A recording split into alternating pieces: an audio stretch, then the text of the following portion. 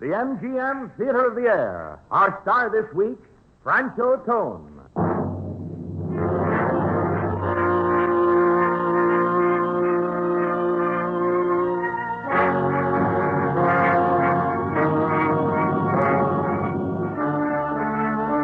Ladies and gentlemen, your host, Vice President of Metro-Goldwyn-Mayer, and noted writer of many Broadway and Hollywood musical hits, Mr. Howard Beach.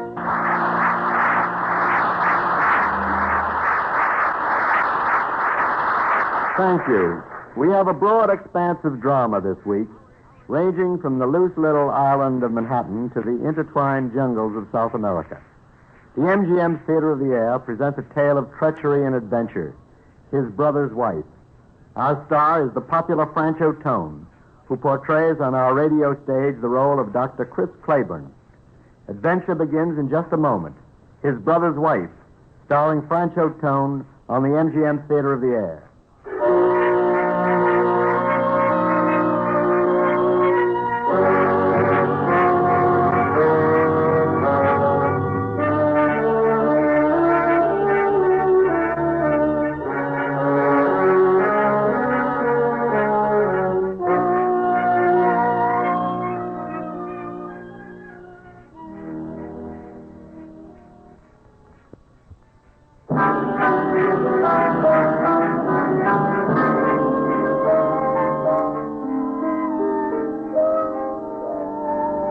Gamblers will bet on almost anything, provided they have an edge. But even the most confirmed gambler would have hesitated to name odds on the chances of Chris Claiborne linking with Rita Wilson. Different backgrounds, different codes, different worlds, these two. And still they met. It happened in the gambling room of Buck Davis's Crystal Inn on a night when Chris Claiborne had been losing and Rita Wilson winning at roulette. 9, and it's red. 225 to Mr. Ellis. Mr. Davis, Yes? Claiborne's into us for $5,000. All right, Lynn. 20 on 8. 5 on 8. All down. And here's the winner, and it's 8, and it's black. Oh, good. 175 to Miss Wilson. 2 yellow splits. Check me in. Oh, Dr. Claiborne. Nice timing, Davis. How's that, Doctor? I intercepted your signal to the croupier. No more credit to Claiborne. I'm sorry. Oh, that's all right. It was nice timing, though. My number came up. You saved yourself a lot of money. Well, Doctor, you're into us for $5,000. Yeah, I know. I'll give you a little check. Suppose we step in here. Said spider to the fly. How's that, Doctor? Never mind. Skip it. Oh, hello, Mike. Hiya, sucker. One thing about Mike, wonderful sense of humor. Well, Davis, let's settle this $5,000 debt of mine. Let's, Doctor. I haven't got $5,000 to begin with. Well, that complicates our settlement, doesn't it, Doctor? Well, not necessarily. I'm good for it. Fine. Then if you'll write out this blank check. I'll need time, Davis. I'm good, but I'll need time. Dr. Claiborne, in 2 weeks you're leaving this town for the jungle. You get your news fast. It's my business to know everything about my customers, Doctor. For instance, I know you're not a good risk once you leave. No insurance company give a nickel on your chances of ever coming back. What you're saying is you want my check before I go. That's partly right. You'll get it. Doctor, I want your check right now. Tonight. Tonight.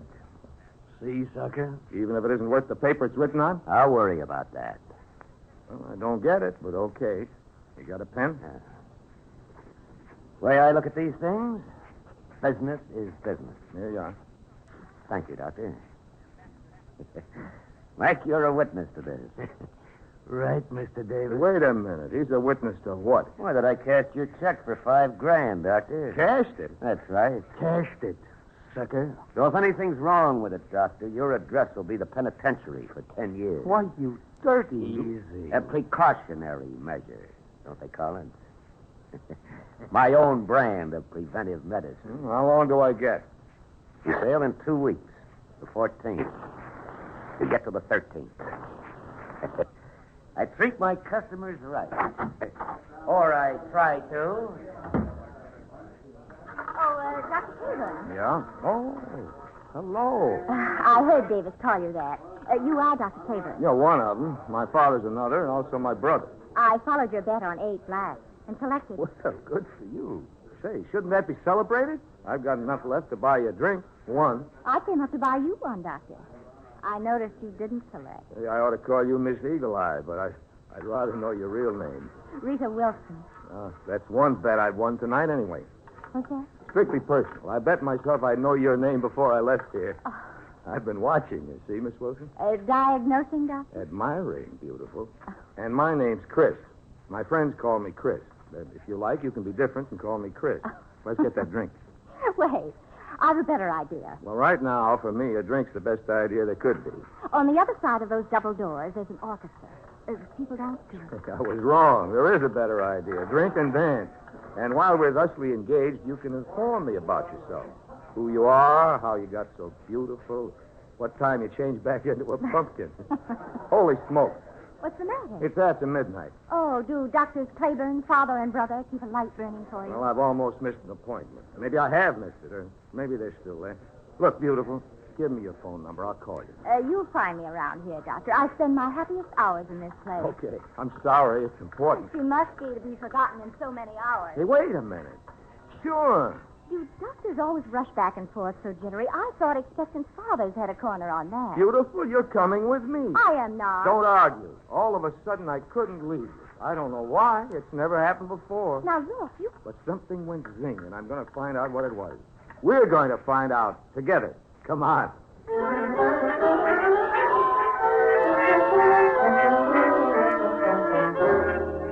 Well, the lab's empty. They're gone.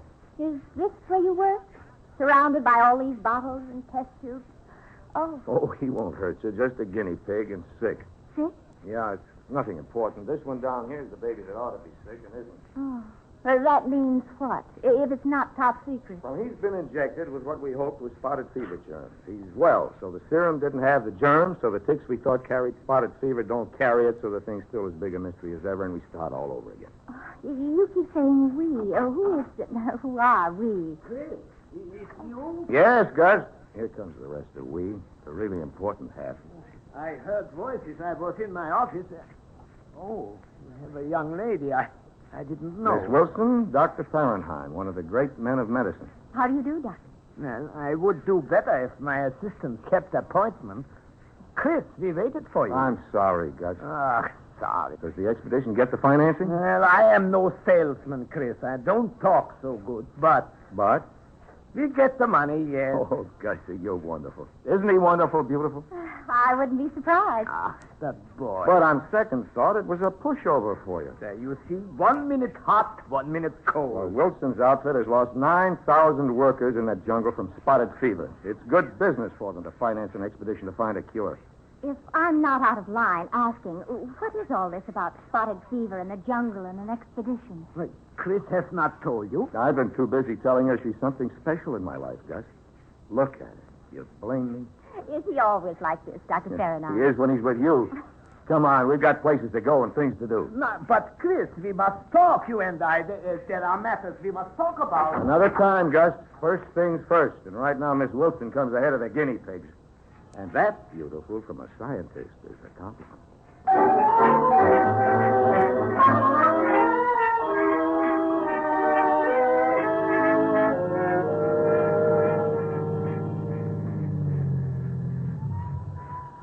Favorite spot of mine. The lights of the city spread out like a carpet under your front wheels. I've never been up here before. No one has. Only people I like a whole lot. You know, one thing you said interested me, Chris. Only one thing? No. I mean about there being no room for love in your life. Well, that's true enough. Just fun and work. Well, fun, mostly. My father and brother do most of the work for the family. The reason I'm interested, I don't want love any more than you do. Oh? So we'll get along swell, won't we? Yeah. Yeah, strictly for fun. And laugh. And laugh. Where are we going? We just got here. Well, I forgot. It's not such a good spot for laughs. But I know plenty of places that are. Music, fun, people, and lots of laughs. Let's go find us a helping.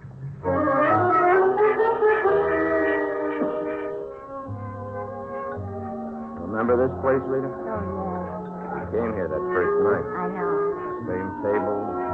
The officers playing the same piece. I requested it. We'll dance in the same corner. Chris, What? you're getting sentimental. Well, sure I am. Why not? Sentiment's entirely... Oh, I see what you mean. It's dangerous, Chris. Yeah, it is. I'm a wee bit sentimental myself. Then let's get out of this place fast.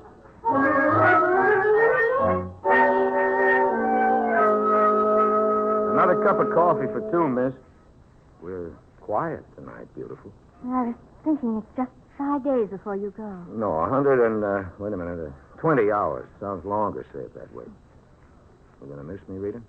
You've managed to crowd the past week for me. You know, you never did tell me about yourself. We talked about everything under the sun except you. I'll tell you sometime. It's a dull story. Well, then don't tell me. 5 days left, not a dull minute, Rita. Promise? Promise, Chris. Lots of sparkle. And no dullness. And in case you don't know it, mister, that happens to be my specialty.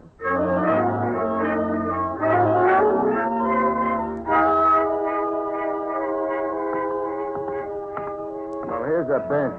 I'm tired of walking. It's a big park. Oh, I'm tired, too. So, you were saying... I've got 10 hours left before my boat sails. No, not that. Oh, yeah, about my professional aspirations. They aren't much, I'm afraid. I never took them or myself too seriously. I leave all that to Dad and Tom. Tom's your brother? He's a wonderful guy, Rita. You'll love him. Well, And with that note on the character of Chris Claiborne, we exhaust the subject and turn to one Rita Wilson. well... Give me a cigarette, will you? Yeah, it's your brand. Thanks. Well, 24, unattached. I was in love once. It was a mistake. Getting over it, I managed to scuttle a flock of silly notions about life and men and happiness. Just a hardened old cynic Say just distrustful. of life and men and happiness. Of being vulnerable. Build a wall around yourself and you get nowhere. Build a wall around yourself and you don't get hate. But it's got to be a high wall. Or somebody might climb over it. Maybe somebody has. Is that it? Oh, Chris, Rita. I didn't want it to happen. I know. And when it did, when I realized I'd tried so hard not to show it. Because you didn't want to be vulnerable? Because you said strictly for fun and laughs. Rita, look at me. Yes, I love you, Rita. I'm mixed up. This wasn't the ending we expected, but I'm not mixed up about that. I do love you. darling. Oh, darling. Come on, I'm taking you home. Home? To meet Tom and Dad. It's time they started getting acquainted with the future Mrs. Chris Claiborne.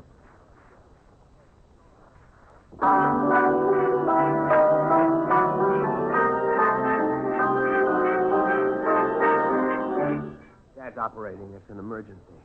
Too bad he isn't here for this great occasion. I'll have to fill in for him. Tom, what's the matter? Matter? Well, the minute I brought Rita in here, you froze up. Oh, it's no reflection on Miss Wilson, I assure you. Call it the circumstance. Well, what circumstances? Just a minute, Chris. Dr. Claiborne, I want to say one thing. Yes, Miss Wilson? When Chris introduced us, you took in my mink coat, this diamond bracelet, and my hat. A Marianne original, isn't it? You think that anyone who dresses this way isn't the right wife for a young doctor starting his career. You're right. But I don't measure happiness in terms of mink coats and diamond bracelets. I did once. But all I care about now is helping Chris, working with him and for him. Miss Wilson, you assume I question the richness of your attire. On the contrary, I admire it. From the way you look. I admire it. For a young doctor, a wife wealthy enough to afford these luxuries is a great asset. But you, Miss Wilson, are not wealthy. No. And I should tell you that your background is not unknown to me. My background. What exactly does that mean? A man named Davis phoned me this morning, Chris. He holds a check of yours for $5,000. Well, what's that got to do He with it? wants his money before you sail in the morning. Hey, what is this? I saw Davis today. I gave him all I could raise. $2,500. He agreed to wait for the rest, extend my credit. Then he calls you. What is this, anyhow? I'm told that you can go to prison unless that check is covered. Well, that's right, but Davis agreed. Mr. Davis has changed his mind, Chris. Well, I can't raise $2,500 in 10 I'll hours. cover the balance for last. Miss Wilson, you work for this gambler, Davis. I used to. He is under the impression you still do. This sounds mid-Victorian, doesn't it? He warned me against you. Wait a minute, Tom. Let me finish, Chris. He said Miss Wilson is after the Claiborne money. He said that money is her keystone in life. He said that he can prove that her work for him consists of bringing her gentleman friends to Davis's establishment. Steering them there was his expression. Rita, is that true? Would it matter terribly if it was? I'm asking you. I'm asking you, Chris. No, but that's a dirty business. Cheap. Then it does matter. Miss Wilson, I don't want Chris to marry you. And I don't think he wants to, really. You don't deny that brotherly statement, Chris. Well, I'm waiting for you to deny what Davis said about you. This coat and bracelet didn't come from him, I'll tell you that much. From whom, then? One of those gentlemen friends? Oh, I'm sorry. I didn't mean Chris, that. listen to me. You know how Dad has counted on your going on this expedition. Working with a man like Fahrenheit, he sees it as your great opportunity. Well, I'll go, Tom. I'll go. I said I'll cover the balance on that check. Well, there's a condition. There are two conditions. You sail with Fahrenheit in the morning, and you give up the idea of marriage until you come back. What do you say, boy? Tom, I don't know. Well, I do. Rita, listen. You listen. I'm sorry I ever walked into the life of this precious family. I'm sorry I was soft enough to listen to a playboy's line of happy talk. But I can still walk away grinning, and I'm doing it. Hey, wait a minute, I Rita. leave you boys with just one thought. If you're ever going under for the third time, call me. I'll be happy to hold you down for the count. I'll be delighted to do that. For you both. Chris, Yeah? you're well out of it. You know that. I'm not sure whether I'm coming or going. You're going, boy. Upstairs to pack to make that boat in the morning. Next stop, the South American jungle.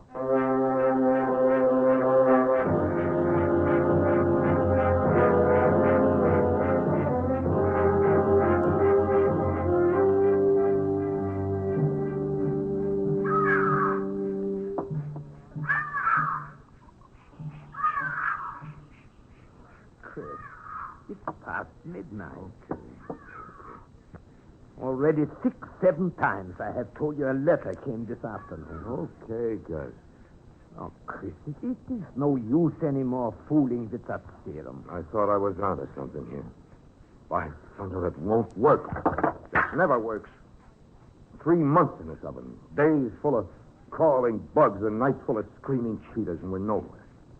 Nowhere, Gus. Read your letter, Chris. It's from your brother, I think. You read it. I'm not interested. But it's news from home, Chris. Oh, look, you must see it so. With every failure, we get closer to success, yeah? Sometime we come out of the darkness. It is light. It is success. You may live to see it, Gus. I won't. All right. Give me the letter. We stumble, we, how you say, grope like blind men. Yeah, this is from Tom. And all the while we eliminate. Yeah, elimination process, Chris. It's not one thing, so... Gus, What? What is it, Chris? it can't be. She wouldn't. She couldn't. My boy, what is it? You are gray like death. They're married. Tom and Rita. Rita? The girl you... Oh, no, it is some mistake. Listen to this. Rita and I were married on the 23rd. What was 2 weeks ago, the 23rd. I don't expect you to understand, but I pray you can forgive. Gus, I'm going back. No, it is too late. This isn't my brother. Not the brother I know. Look at the handwriting. Shaky. Thin. Something impossible. Terrible has happened, and I've got to find out what it is.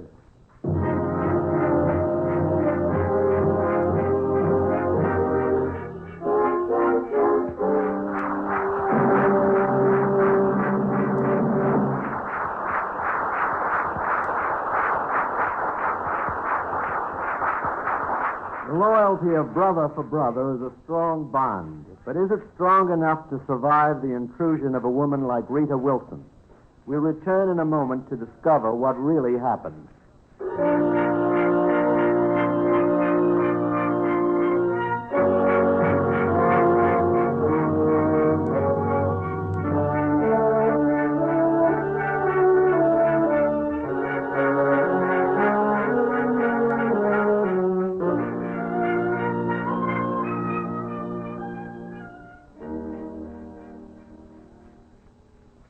Act 2 of His Brother's Wife, starring Franchot Tone with Alice Frost.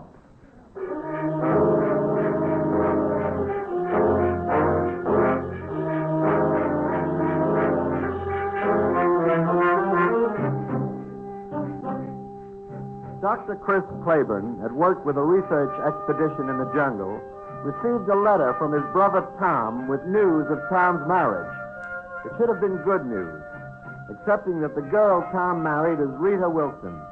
Rita, who had loved Chris, wanted to marry Chris, but had been prevented by Tom from doing it. Rita, who hated Tom and with good reason, now married to Tom. Why? To find the answer to that question, Chris returns to New York.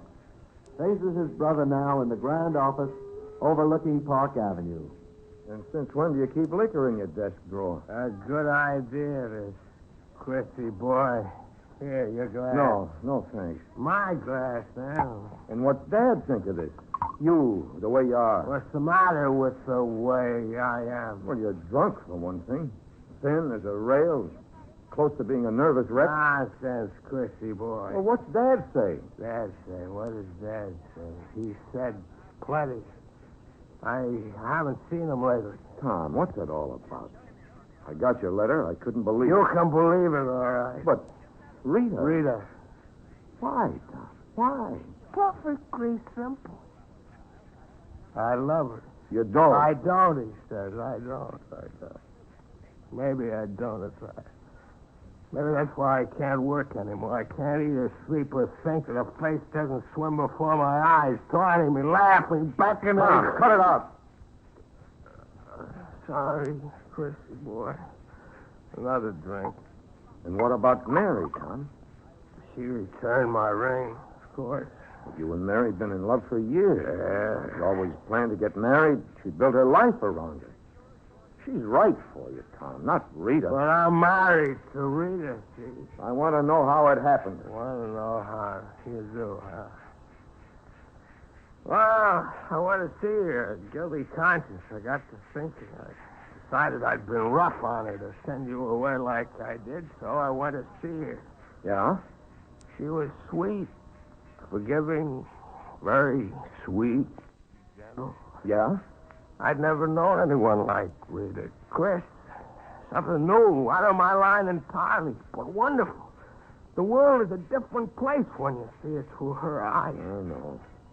I fell in love with her. I asked her to marry me. Does she love you, Tom?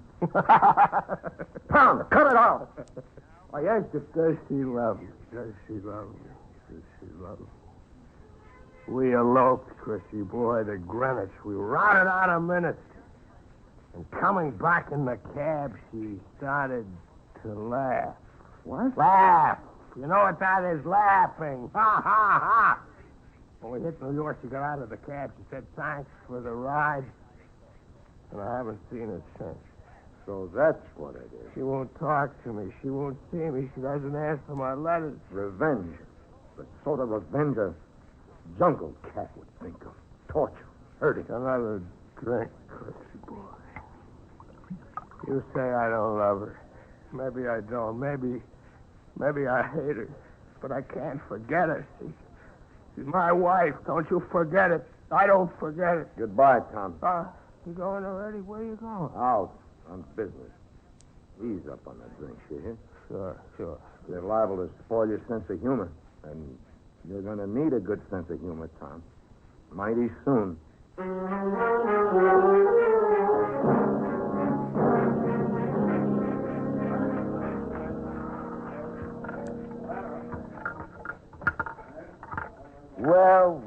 Well, young Dr. Claiborne. Oh, hello, David. Looking for Rita Wilson. Rita Wilson Claiborne, isn't it? I heard she was married. You hear, David? I treat my customers right, or try to, Claiborne. Aim to please, if you know what I mean. She's playing at the third table down. Thanks. And here's the winner. And it's 14 and it's red. Hello, Rita. Benny, be a good boy and get me... For a minute, I thought you... Davis must be serving bum liquor. I'm having hallucinations. No, I'm afraid not. Prettier than Benny, don't you think? The name, I mean. It is you. I know you're surprised, but are you glad to see me? My dear doctor, you know you never met a girl who wasn't. But I really must find Benny. He could have gone. Cast yourself in, Rita. I want to talk to you. Darling, another time. I'm on a winning streak. Not another time, now. I'm sorry, darling. Rita. Rita, I came 6,000 miles to see you. I'll bet. For nothing else in the world. You know something, Doctor?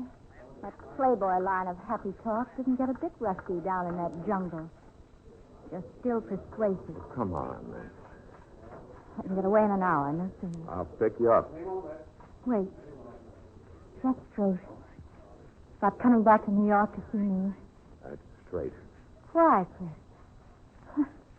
6,000 miles is a long way to travel to see a girl. I heard about you and Tom. You could have mailed congratulations. I'm not congratulating you. What then? Well, if I tell you now, we won't have anything to talk about in an hour. And that would be awful, wouldn't it? You and I with nothing to talk about. All right, darling. I'll save up my questions. For an hour, beautiful, and then ask them all. I'll have the answers.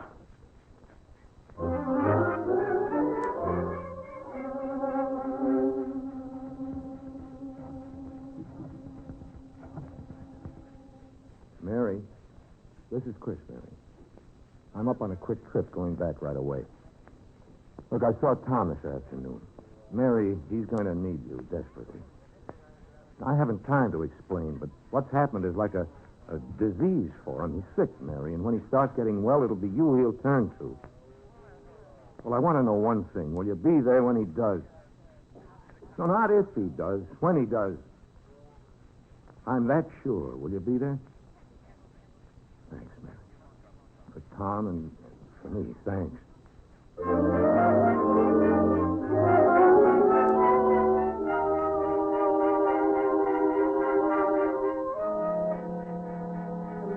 The city spread out like a carpet under your front wheel. Same place, same light, same girl. I came up here once alone. Wasn't the same without you. It wouldn't be. No, where was I? Oh, yes. So when he asked me, I married him, that's all. I never pretended to love him. I suppose I did it to get even. I figured something like that. I've been hurt before, plenty. But never like he did. Like you did between you. I wanted to hurt back. You did? I know. I wanted to get even with you, too, Chris. I suppose so. That's the difference. When you love someone, you can't deliberately hurt him no matter what. You were an awful fool, though. Was I, really? An awful fool. To let a mink coat and a diamond bracelet throw you. Yeah, pretty childish, that was. Remember I said I thought I was in love once, and it was a mistake? Yeah? I married him. The biggest part of a mistake. The coat and bracelet are all I've got to show for it. And I've never worked for Buck Davis. I never steered any gentleman friends to his joints. That was a lie. But you weren't going to cheapen yourself by denying it, huh? Oh, if you'd believe that about me, How do people get themselves so mixed up, Chris? Well, they fall in love, and out goes judgment, good sense, logic. Rita. Yes? What do you plan to do about him? I don't know, Chris. Divorce him, I suppose. It's not easy. Or let him divorce me. Not easy either. I don't know what to do. I tried to avoid thinking about it. You haven't seen Tom lately. No. He's pretty broken up. So am I. I've got to live with myself, Chris. I'm not sailing through this thing on a clear sea, remember? You might sail out of it, though. I might what? There's a fruit boat leaving at 6 in the morning. I'm going to be on it. Will you join me? Wait. Now, wait a minute. Well, it's a way out. Maybe the only way. I said, wait. How exactly do we stand? You and I. As long as you're my brother's wife, I won't touch you, even to shake hands. But when I'm not? I came 6,000 miles to get you, Rita. And I can make of that whatever I please. I love you, Chris. That's obvious. And you loved me once. Now, I don't know. I can't tell. And you won't say, of course. As long as I'm your brother's wife. did come 6,000 miles to get me. I did do that. All right, Chris. It's a good enough gamble. 6 a.m., a fruit boat. I'll be on it with you.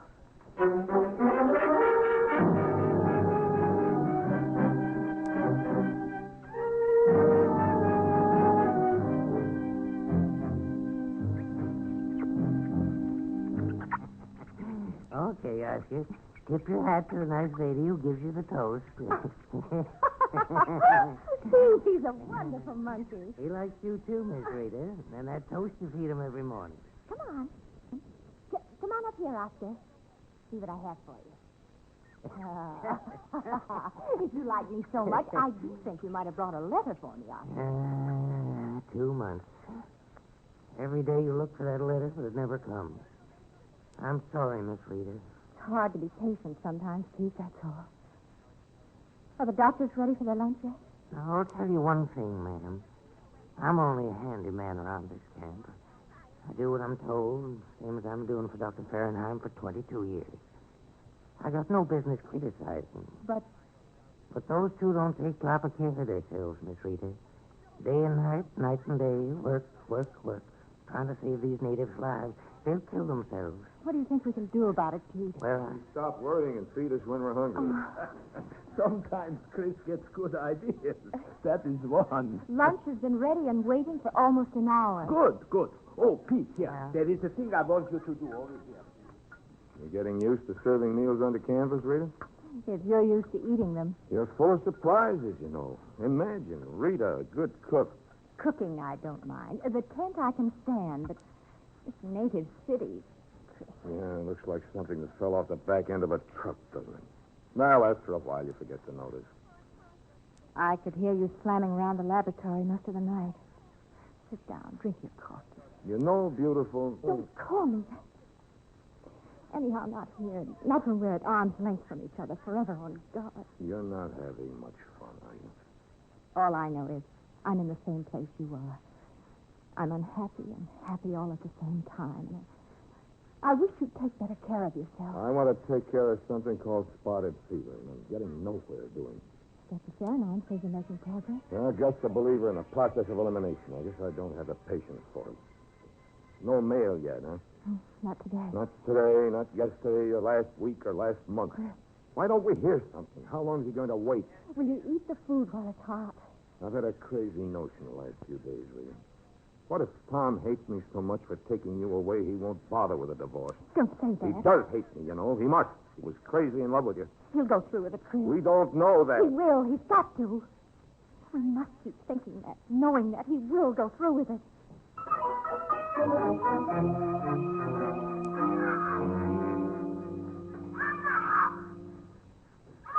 Oh, You jump at that, huh, Lisa? I'll never get used to it. What did Chris say it was? A cheetah? Yeah. Always they get noisy at night. Hungry. They make Oscar nervous. It's all right, little fella. He's worried about Pete, too. Whatever can be keeping him so long? Well, it's a long journey to the mailboat. He will be here soon. You hear that, Oscar? Chris still working, Dr. Fahrenheim? Yeah, he works. He will not stop work, that boy. Rita, why? Why does he work? Why does he act so to you? He brings you here, I think, to marry you and have a honeymoon. And it's a fine thing for Chris. You love him, you are a good cook. What more does he want? It's a long story, Dr. Fahrenheim. Please. To a friend I am God. You are a friend. Oh, Oscar says that Pete is coming, you see? I tried to make it back sooner, but those roads are impossible. Yes, we do look. It came. Something came. Phew. It's been a scorcher, hasn't it, Doc? No, not so hot today. I feel it for some reason. Hi, Oscar, baby. You see what Petey brought for you? Pete, you are sweating. Yeah. I told you, I'm roasting. Been burning up the road, I guess. Any hot coffee handy for a tired slave? Yeah, there is a party. Pete, you come with me. I fixed you something to cool you down. You're mighty engrossed, young lady. What you got there? The latest bestseller of... What's that, a letter? The letter, Chris. Read it. Wow. Oh, darling. At last. At last. So he's finally free of you. We've waited so long, Chris. Yeah, we have. It's almost like a dream. I can't believe it. We wanted it so much. And now we've got it. Yes. Now we... Chris, what's the matter? Matter? Nothing. Everything's fine. You look so strange all of a sudden. I've waited a long time to give you this, beautiful. What? Envelope. Open it. Go ahead. Your passage to New York, one way. And all the spare money I've got. What does it mean? It means you scram, baby. You're through as far as the Claiborne tribe's concerned. Through. Oh, You no. get it? No, Chris, wait. I'm through waiting.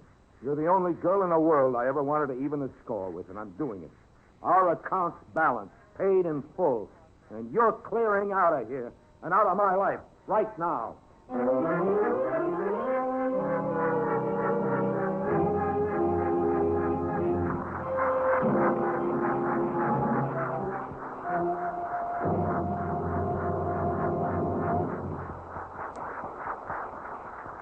An unexpected shock to Rita, an unexpected turn to our story.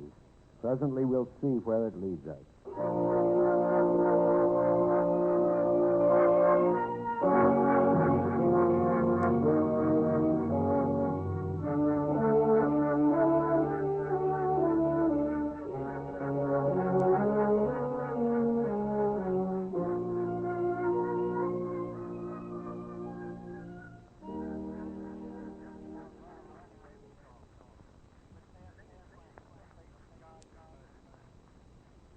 Now, Act 3 of the MGM Theater of the Air presentation, His Brother's Wife, starring Franchot Tone with Alice Frost.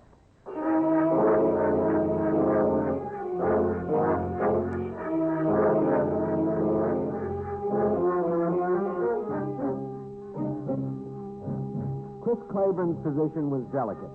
He loved his brother Tom. He had once loved Tom's wife, Rita. He knew Rita married Tom for revenge, and he saw that the marriage was ruining Tom's career, destroying his happiness. Chris acted.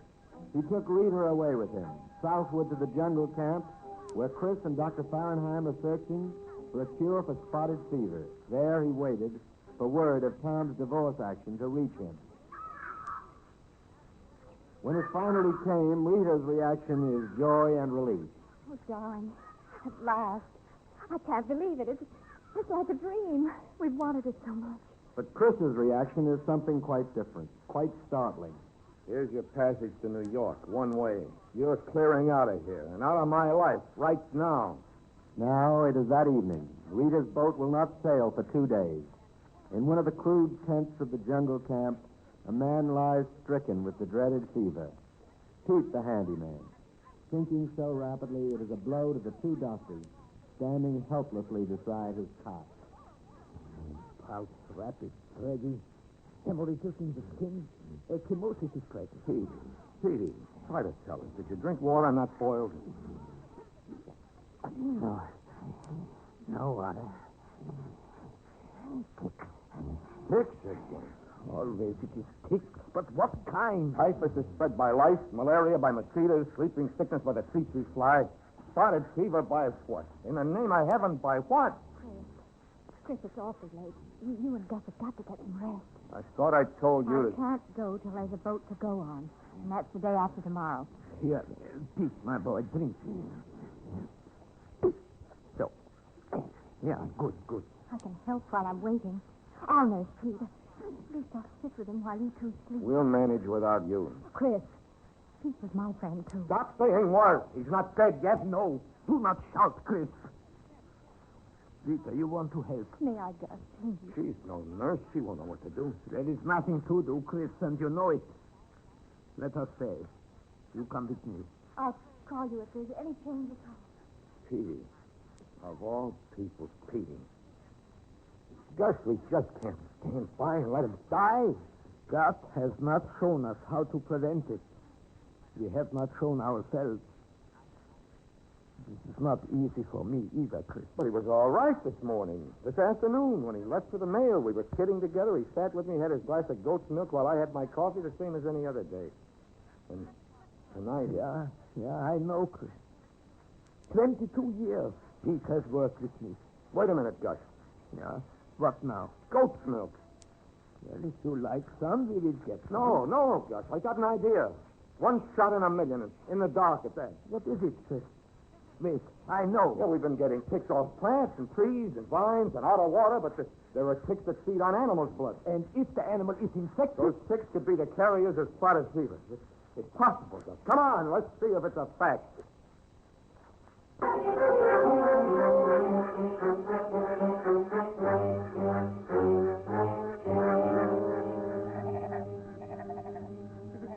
Hey, pull his head around a little further. I've got to get into that vein. Yeah, this is better. Hey, what's that jar of ticks we took off his hide? Don't take it over. Yeah. The lantern is enough light to use the hypodermic needle? Plenty. Steady now. We'll have what we need.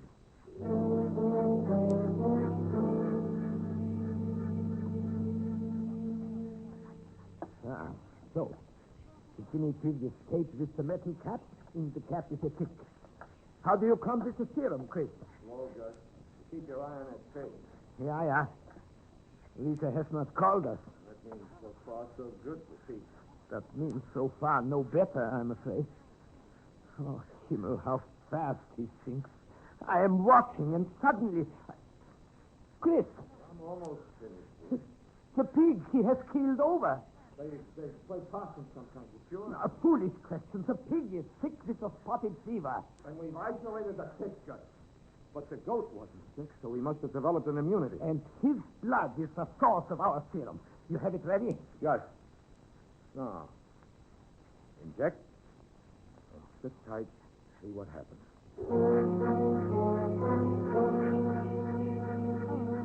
Chris, I didn't expect that. How is it? No change. What's that? Serum, Rita. We have found the answer. Well, if we save Pete, that'll be the answer. Oh, then hurry. Oh, I do not like his eyes, Chris. It is not good.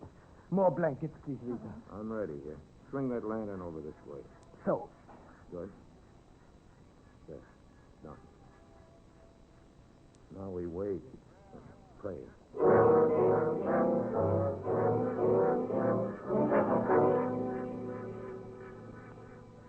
Chris, you can't just sit there. He rallied to the serum, Chris. We saw it. But he was too far gone. We failed again. No, we did not. Come on, Chris. Daylight.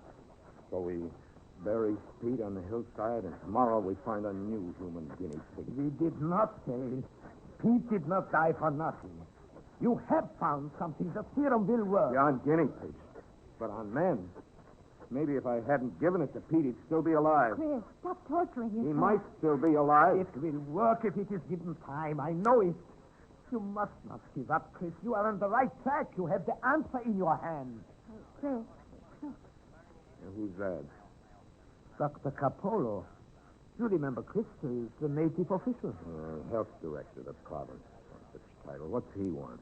Senor Douglas, good morning. Something we can do for you, Doctor? I'm sorry. No. Senors, I bring you news. By order of the governor, your permit to practice in the province or enter the interior is revoked. Oh, no. Revolt? What is this? What do you do to us? Senors, you have been here months. Our people still die. You have found no serum. But we have. We believe You that... believe. Senor Doctor, you have believed before. Yes, but this There time... will be no this time. Senor Doctors, permit me to make all clear. Some of our people survive this fever even without your help. Your work here excites fear, what you call symptoms. Our people are afraid, senor. The feeling is bad. The governor has decided. It is forbidden that you continue. Good morning, senor. And senorita. And so, amen. Again, science fights superstition and fear. Chris, I'm sorry. Forget it. You'll be able to clear out of this rat hole. Get back to civilization. Into a clean state again. You are quitting, Chris? I've been fired. Didn't you get it? So have you. If we try out that serum on any citizen down here, anyone, they'll jug us. You heard Capolo. Not anyone, Chris. What? You can't experiment with natives. But you can do what you darn pleases me. I've got faith in your serum. No. Oh, relax, Gus. Chris, you need a human guinea pig, and I'm applying for the job. What do you say? I say it's a nice grandstand play for your eggs. Chris, I mean it. Sure you do. You know what the odds are. You can just see Gus and me infecting you. Infecting any woman with a deadly disease for a risky experiment. Oh, Chris, you... But it was a good try, baby. Sounded wonderful. No, Chris, she meant it. See, you even convinced Gus here. Ah, you are more stupid than Capolo and the governor together. Rita, don't notice him. I understand. I thank you, Rita. Forget it, Chris. I've been right once in my life. When I agreed with young Dr. Claiborne that this place fell off the back end of a truck. A garbage truck. I'm getting out. Fast. Love. It puzzles me more than science. I don't know what to make of you, Chris. I'm hungry. I don't know what to make of myself, Gus. But right now, I'm getting some sleep. Then we'll decide where we go from here.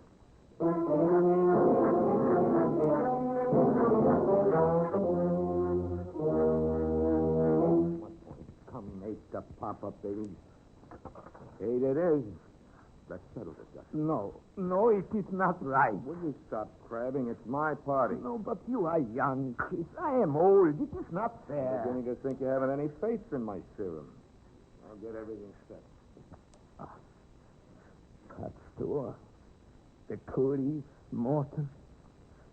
Yeah, remember them, old man. Remember and have a little faith. Hello, Gus. Oh, hello, Rita. Stopped in to say goodbye. My boat sails tonight. So, you and the boy, Rita, it's too bad. I'm sorry. So am I, Gus. What is? You love him very much. I shouldn't. Can't seem to talk myself out of it. Then you should know. I should know what. He is going to be the guinea pig. He's going to be... Gus, he can't be. You mustn't let him. We cast the dice. It is decided, Rita. But you don't know how that stuff's going to work. This is crazy. Yeah. But if you love crazy people, you have to be crazy, too. It's my fault. What? What do you say, Rita? The way he is. It's my fault. I won't let him do it, you understand? I won't let him. No, Rita, please. Nobody lets Chris or don't let him. Gus, what is Francis? Good.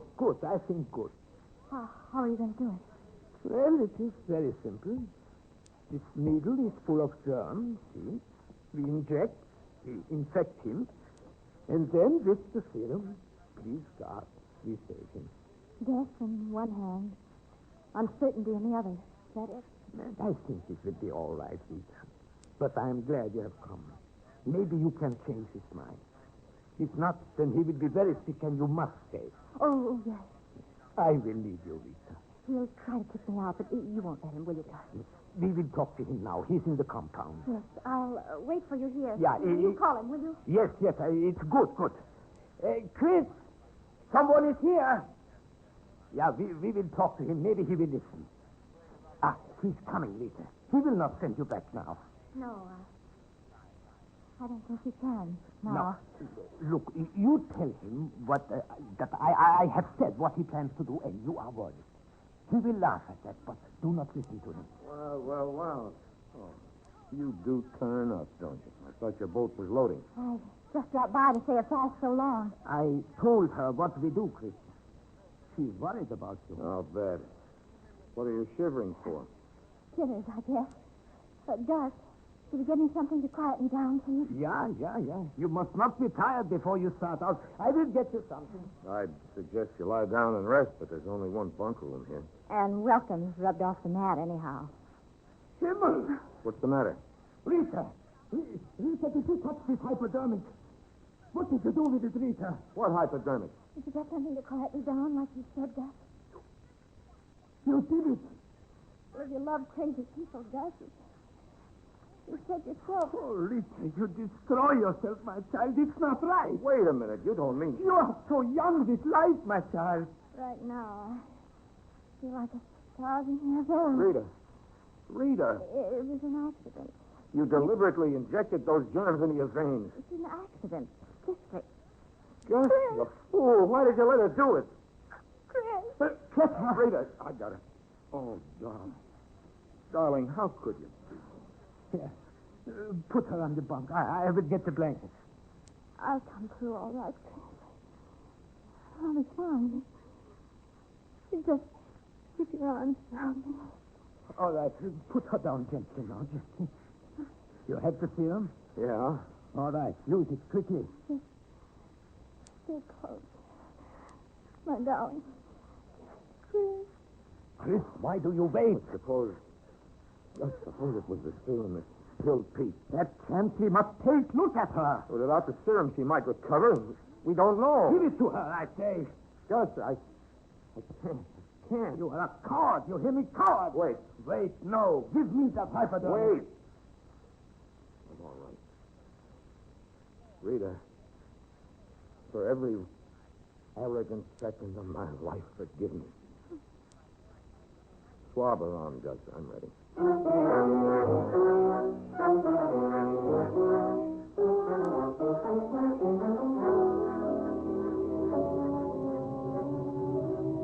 And in conclusion, ladies and gentlemen, in 3 months we shall return with the equipment and get the hospital started.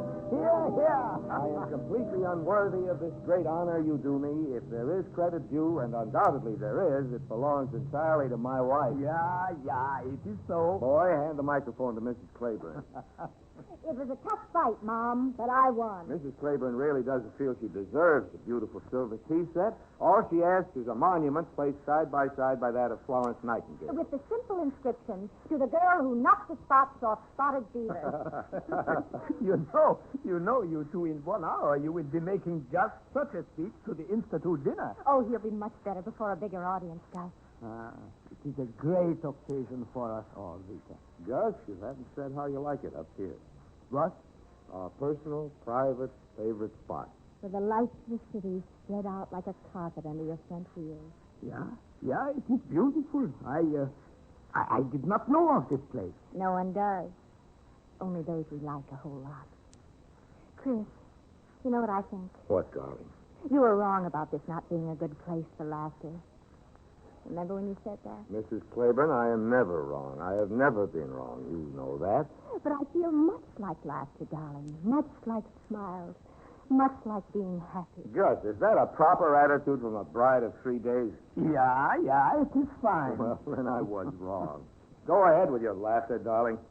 Smile. And if we're lucky, be happy always.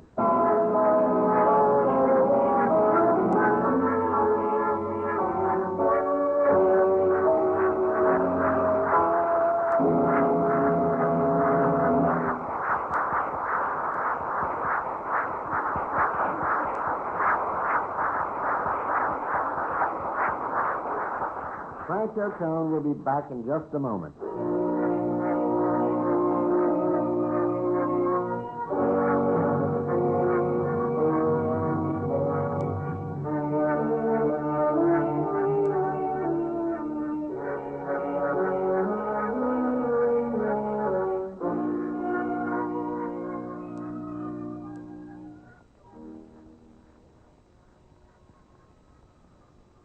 Franco, it's pleasant having you back with MGM. Is this radio program considered back with MGM? Well, not exactly, but it's an extension of the studios at Culver City. Well, then, Howard, let's say it's pleasant to be back with the MGM extension. Some of the plays we do here should revive a few memories, Franco. Not that your career goes that far back, but you made some pretty good pictures with us. Do you have any favorites? Well, there was Mutiny on the Bounty, of course, and I particularly liked playing with Jean Harlow in The Blonde Bombshell. There was a picture ahead of its time, Howard. Well, we'll make up for that by doing The Blonde Bombshell on the radio one of these days. It'll be good, but I doubt if you'll get anyone who typifies the amusing qualities of the artificial Hollywood belle the way Miss Harlow did. I agree. We'll have a problem there. However, getting closer to today, I see where you've made The Man on the Eiffel Tower. Yeah, Howard, but that's distributed by RKO. You don't allow such mentions on your program, do you? This is not an MGM plugging operation. RKO is a good company, too. And I hope they do well by the man on the Eiffel Tower. Thank you, Howard. And thank you, Franchot Tone.